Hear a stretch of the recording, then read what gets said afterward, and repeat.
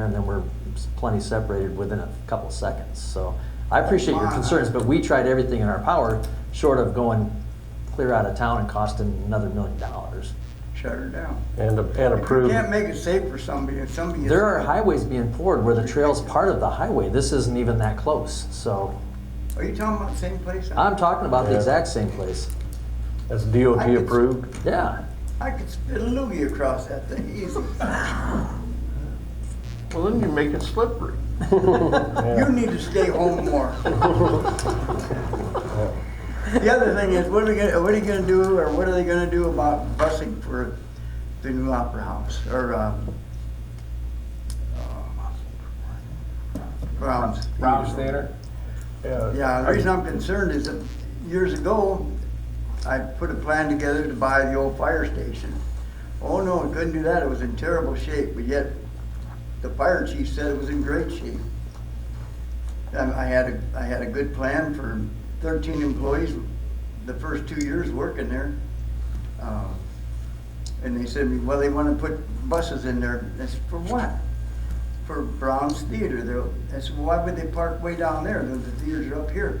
Well, here's what the city told me, that we want the people to get off the buses and walk in front of the stores downtown and buy things, purchase things. Now, who's gonna buy something from the store and put it in the bus and carry it 300 miles in a bus or whatever? I mean, I thought it was kind of ridiculous. But now I don't know what they have planned. Does anybody know? I visited with the police chief about that, and we were gonna have a conversation with the Browns about possibly using that alley to drop their patrons off with, but then park in the designated parking area for buses. Which is what? What designated parking area? Where the police station Where was. you were referring to, Because if you look, the Yeah, painted lines in you're that parking lot are 4 buses. yeah. They are 4 buses. So what you're saying essentially is that the plan is good. From when, a few years back when I proposed what I want to do, now they're gonna do it, park the buses there? That's what you're thinking? Yeah, So the rest of the plan, they had a plan at one time to tear down Olson Center. Is that still in the works? Nope. Never heard that. Nothing in the works, 'cause it may come up later. Never Okay. heard that. not familiar with that at That was the all. last consoles, they approached me about, they were thinking of tearing it down. Who's they? Well, I don't like to mention names, but. Okay. Well, it wasn't us. No, so- it wasn't any of you, Yeah. but there's one missing that did it. Oh, okay. You can figure that All out. right, thank you, Tom. All right, thank you. Anyone else here to address the council? Kevin? Yeah, if nobody else is going out, Mr. Mayor, Council, I'm Police Chief Vandevek. I had a couple inquiries from a few council persons and some inquiries from the public over the last month in regards to electric scooters and skateboarders that we're seeing more and more in our community. So, of course, we all see them. They're becoming a very popular form of transportation for not just kids. I see a lot of adults on these things. So I did a little bit of research. I backed up my research with Mike Murphy, our city attorney. And basically, in a nutshell, these electric scooters and skateboards are not covered by any portion of the Iowa code, which means it's very difficult for us to develop any ordinances or rules in regards to them. There is some things that are addressed in the Iowa code, but it really specifies, if everybody remembers the movie Mall Cop. Really the only part of the Iowa code that covers anything is segways. So they're really not addressed in the code yet. I'm not saying that can't change. So as a reminder, right now, if you are allowing your children to be on these devices, talk to your kids about, number one, are they able to handle the device themselves? You know, some of these go really fast. Talk to your kids about safety, pulling out onto the roadway in front of people. You can use sidewalks and the recreational trail, but that should be done with courtesy, and pedestrians always have the right of way. And if you're out at night, use common sense. Bright clothing, you should have lights on. But in a nutshell, it's really not covered in the Iowa code. There's nothing that we can do on the ordinance side. The only city that I actually found that had a ordinance on scooters or e-scooters was Iowa City, and that was in their downtown business district where there's a lot of activity on the sidewalks. There's people eating and stuff like that. That was Probably the their only one that I could pedestrian find. area. Yes, in a Yeah. high pedestrian area. So just as a reminder, use caution. I'll start doing some PSAs this afternoon already on social media, just pushing out some information just to get the kids to slow down and maybe use a little bit of common sense. And I would just add that the police department and the Plymouth County Cyclists partner together and buy helmets for our bike safety things and different events. And when we run out, we'll buy more. So I would encourage any of those parents that have the kids riding these little death traps to get a hold of Kevin. Right. And he'll outfit them with a helmet, and if we run out, we'll buy more. Absolutely. Come on down. We will give a helmet away to anybody that wants one. Maybe the PD could host an event and just invite the public, parents and these kids. Not that you can, but at least, you know. So we have a bicycle safety seminar every, Right. what is it, Mark? May. Maybe we could look at adding the e-scooters to that. Or even a standalone separate In event. general, you want them to follow the same guidelines as a bicycle. Yeah, the general rule is whatever a bicycle is required to do, that's what we want the kids to do on the e-bikes. Okay. Yep. Good exposure, maybe our friends in the media could help to spread the word about responsibility. Yep, okay. Thanks, Kevin. Thank you. Quote, Mark Sturgeon death traps. Expect a lawsuit? They've been warned. Any other citizens here to address the council? All right, we're gonna move on then to thumbs up award. Start to my right. Brad. I don't have anything today. Brian. Pass. Bart. Good. I'll give a thumbs up award, a little premature, but hopefully the golf course staff is making headway on the flood damage, and appreciate their timely response to everything out there. I think they're opening back up this afternoon, so that's good. Another thumbs up award I want to give, and this is courtesy of my wife. The flowers downtown and the flower pots downtown, she noticed, I didn't notice, but once she pointed them out, they are absolutely beautiful. So they're incredible. So whoever's caring for those city staff and those that planted them, they look amazing. And I know Mother Nature is helping on that, but oh yeah. And another thumbs up, thanks to Clark, to our newest police officers. So Carissa Cazares, congratulations to her. She was sworn in earlier today. So, Steve. I'm going to echo Mayor's comments about the golf course, not only for the flooding, but for the early wind damage that they had out there with all the trees. I was a frequent player in the mornings, and I would pass by the young people pulling out the branches. I said, "You tired of this yet?" And they'd go, "Yeah." So thumbs up for that. And then thumbs up to an establishment here in town. We went out on a Friday night to Blue Tequila, and they were slammed full, and they had a mariachi band, and it was one of the most fun evenings I've had in a long, long time. They really had a good time, and everybody enjoyed it. So thumbs up to them. You left slammed full? I didn't say that. Apparently you Very need to good. be out of the house more. Bart. I would just add that I've been there, been at Blue Tequila when there's just a couple of tables, and those guys are running around like they're slammed. They have service, man. Yeah. But yes, Officer Cazares, welcome aboard. And thumbs up again to Kevin for finding quality, decent, really good officers and building this force that way. Very good.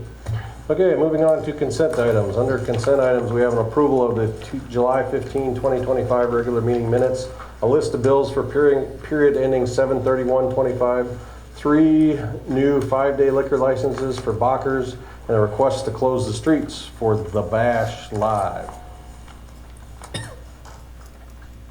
Motion to approve consent items 1 through 4. Second. We have a motion and a second. Any further discussion? All those in favor say aye. Aye. Motion carried. Action items, E1. Get to the right page in the packet here. 2026 Business Highway 75 Reconstruction Project. Requests for proposals were received from 6 engineering consultants for the reconstruction of Business Highway 75. Administration and the Public Works Committee reviewed the RFPs and chose DGR Engineering to negotiate a contract with. Attached is the agreement for professional services. DGR services include administration, meetings, public involvement, survey, data collection, preliminary design, final design, bid phase, construction administration. The schedule would be to bid the project in the fall of 2026 with construction to occur in 2027 and 2028. Administration recommends council approve the agreement with DGR. The project roughly estimated at $11,700,000 and the engineering agreement cost of $1,695,258 would be funded through a GO-TIF bond.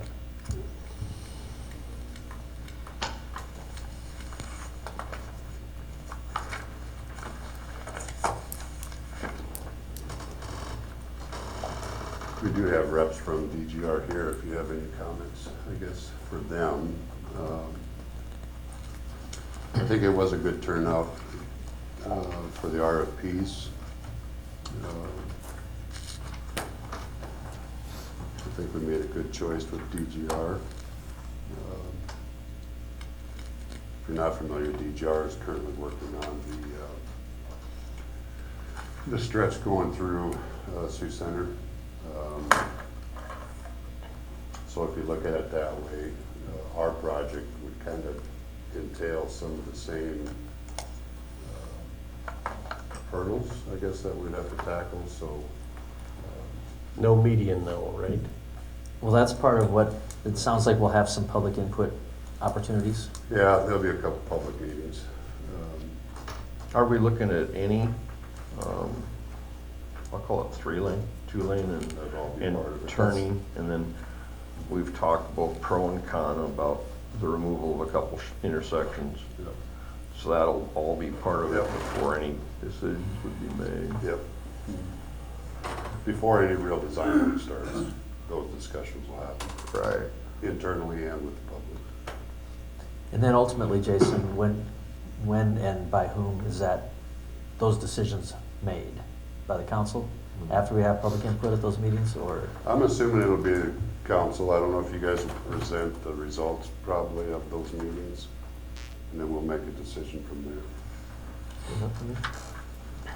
And you'll have visuals and a lot of that other stuff to go off. And I'd make a motion to approve the agreement for professional services with GGR Engineering for the 2026 Business Highway 75 Reconstruction Project at a cost of $1,695,258. Second. A motion and a second. Any further discussion on that? When I was reading the contract, it looks like that number could change based on actuals. I'm assuming it would be based off of probably once we get a final schedule completed and. Good afternoon, Mayor and Council. Brian Wells, DGR Engineering, Project Manager. Yes, to answer your question, construction services is an estimated. Really depends on the contractor we get, their schedule, their ability to get things done sooner, potentially, but also potentially later. So we have a role of observation and administration, which we can only control what we can control, and we'll be watching over them, observing their work to make sure it conforms with the plans and specs. Hopefully it's a dry year or two, that work can happen quickly, but without knowing the contractor and their abilities, it's just an estimate this time. So there's varying depths on the existing Highway 75 right now. So do you guys come out, do you bore every 50 feet to figure out what you're up against so that when your bids come in, they can be, and then what's your density? Yeah, Density pack plan, because this has been a disaster from the beginning. Right. So there is a component of geotechnical engineering, and that is not included in our services, but I believe Jason and his staff works with a consultant in Sioux City Certified Testing, which does the majority of the work in the area. And they have geotechnical engineers that'll do the boring. They'll have recommendations. It probably won't be 500-foot spacing maybe. Yeah, I have no idea what. Yeah, we'll rely on their expertise a little bit as far as the spacing and the intervals of that testing. We do understand that there's variable depths of concrete. They'll provide recommendations based on compaction rate, provide soil moistures, and they'll also be doing the testing during construction. So we understand the sensitivity of making sure that the project that we build, design and build is long lasting. We understand that, and we've talked through our scoping of providing some subsurface drainage, some rock, some good subbase underneath to provide that durability to make it last for many years. Is there a non-invasive subsurface geo that they ride over the top? I mean, I know they do it with utilities in different areas, but they'll ride over the top. Literally, I'm assuming the laser or sound goes down and says, this is what you're, and it's less invasive. Well, there's ground penetrating radar that can be used, but not so much for geotechnical reasons. It's more for just identifying voids, identifying buried utilities that can't be located. So that's a different type of service, but it can be used if there's interest. Yeah, so typically our testing on different other projects, we've done boring samples ahead of all of the wastewater projects, so typically those are contracts the city has with CTS. Yep, So they'll certified. do it, so CTS will come out most likely and do the borings, just to figure out what is subsurface, and what's down there, so. Because this is a big number, but we have to have it done. That's all it is. We definitely, somebody doesn't want to be sitting up here in 6 years going, what are they going to do about 75? That I'm pretty sure. Yep, Yeah. understand. All right, thank you. Yes, thank you. We do have a motion and a second. Any further discussion? All those in favor say aye. Aye. Opposed? Motion carried. Moving on to E2, Parkview Terrace Edition, third filing. On the July 10th, 2025, the Planning and Zoning Commission approved the final plat of Parkview Terrace Edition, third filing. The final plat consists of 10 lots and a private street. Final plat is attached. Administration and the Planning and Zoning Commission recommend council approve the final plat. All right, yeah. I'm Wayne Schlofeld, Schlofeld Engineering, and my beautiful artistic skills just gave you a purple box. The preliminary plat was approved quite some time ago. As you said, it has the third and fourth filing. If you remember right, from previous experience or previous projects within Parkview Terrace, the south half, this plan is shown to the north to the right. So the south half was first filing as you first drive into that park, and then the second filing is further to the north. So what we're doing, we did the preliminary plat for both third and fourth filing. Third is parallel to Highway 3, and then the purple, which is parallel to the road going up the tree dump, is filing number 4. You can see also in the light gray, that is the floodplain that intrudes on the site. I think we all know that area floods. That actually will be filled to above the floodplain area. And if you look at it, it just barely intrudes into the third filing. So most of that work actually is going to be in the fourth filing.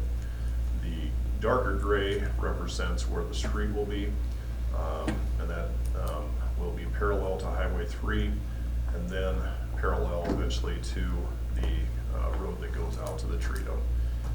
Fourth filing was specifically left off of this because we were looking at coordination of that project with the potential development further to the north, and the fact that what we have for a road showing that goes north-south within that purple box would be parallel and may have some interaction with what you're doing with the road that goes further to the north through what is the tree dump. I understand at some point that'll be relocated.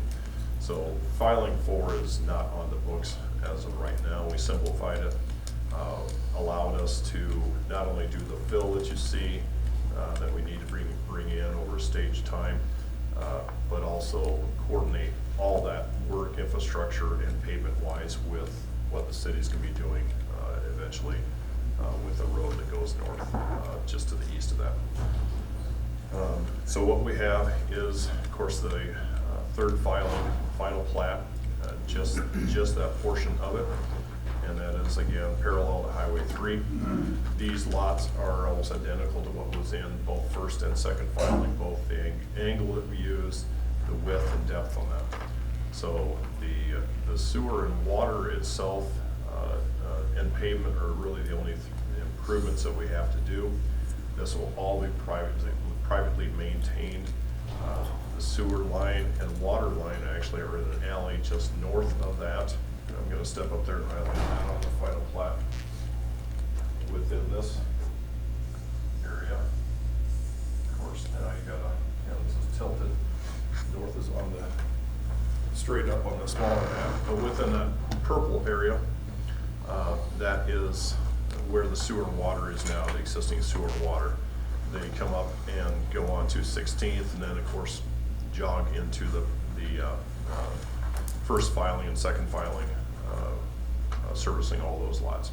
So what we'll be doing is utilizing that, being able to tap onto those, truly tap in a water service and a sewer service for each of those lots individually. So there is no main, except that we will be providing for at the very end one extension and putting a fire hydrant on the very end of that, and that shows on the plans. But so that is a small addition to the main itself, but that provides for fire service at the end of this lot. We are also providing for a gravel turnaround at the end. We'll pave to the very end of the lots that we're proposing.